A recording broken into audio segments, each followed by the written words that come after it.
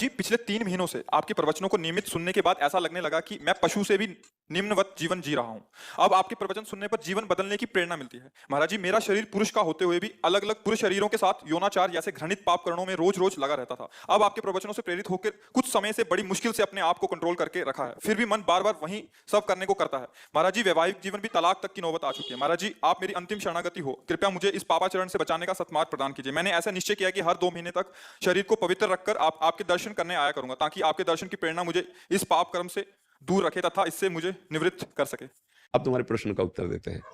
ये काम सुख बुद्धि होने के कारण आदरणीय और प्रिय हो गया, नहीं हुआ? सुख मिलने के कारण। आप ईमानदारी से बताओ, क्या आज तक आपको तृप्ति हुई? सच्ची बताना। नहीं। नहीं ना? आज भी वही चाह है जो पहले से थी। इसका मतलब कभी नहीं हो सकती, क्योंकि वहां नहीं है सुख। विचार खुले, जब आपने प्रश्न किया तो इस शरीर में है क्या? इस शरीर में है क्या? मल और मूत्र के ही तो द्वार हैं, जहां छू जाने पर हाथ हमको पवित्र करना पड़ेगा। क्या है?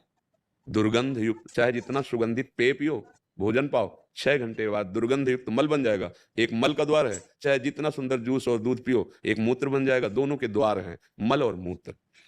उसके सेवन का केवल एक ही मार्ग बताया गया है कि संतानोत्पत्ति रूपी जो भगवान की सृष्टि का क्रम है, उसकी पूर्ति के लिए काम का आदर किया गया है। भगवान ने कहा धर्मयुक्त काम मैं हूं, अर्थात जो इस सृष्टि जनित क्रिया है, संयम के द्वारा संतान उत्पत्ति करने के लिए ये जो पाणी ग्रहण संस्कार किया जाता है, इसकी ये वैराग्य को प्राप्त हो जाएगा, घृणा को प्राप्त हो जाएगा और वो सच्चे मार्ग का पथिक बन जाएगा। पति पत्नी दोनों एक ही धर्म का आश्रय लेकर, भगवद आश्रय लेकर संतान उत्पन्न करना, मानो सृष्टि रूपी भगवान की पूजा करना, बस इतने के लिए काम का आदर है।